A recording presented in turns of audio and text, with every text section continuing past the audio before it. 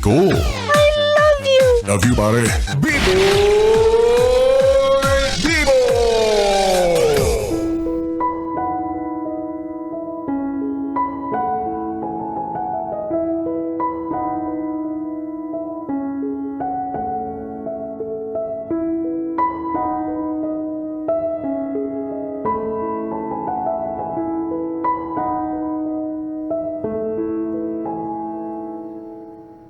Bibi, may itatanong ako sa iyo ha.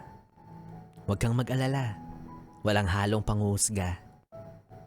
Gusto ko lang malaman, mapride ka ba? Ikaw ba yung tipo ng tao na hirap umako sa pagkakamaling nagawa mo? O hindi naman kaya sa iyong puso't isipan, isang malaking kabawasan kung ikaw ang hihingi ng kapatawaran? Para bang ang bigat-bigat na tungkulin ng umangkin sa pagkakamaling ikaw rin naman ang salarin? Hindi mo kayang lumapit at humingi ng paumanhin. Hindi mo kayang ibaba ang sarili mo kahit na alam mong may mali ka rin. Hindi mo kayang isipin na ikaw ang sisisihin. Kasi hindi mo kakayanin.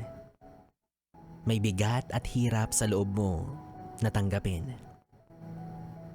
Baka nga ma-pride ka talaga.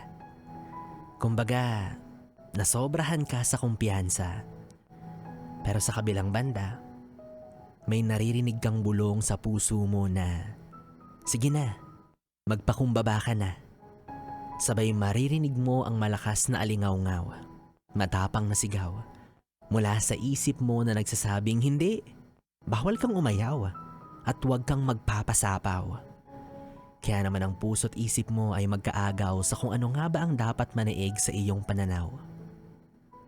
Pero ito lang ang paalala ko. Sana kayanin ang pride mo.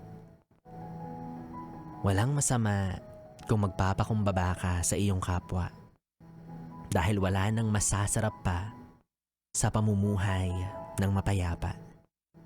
Dahil ika nga sa mga sabi-sabi, ang pride ay parang panty.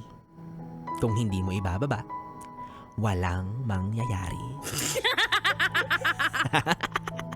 Yes, friend, bibo pa rin ang iyong kapiling hanggang mamayang alas 12 para sa ating tuloy-tuloy na BB Time. Dito pa rin at dito ka lang sa istasyong No Problem, ang 101.1 Yes FM Solid.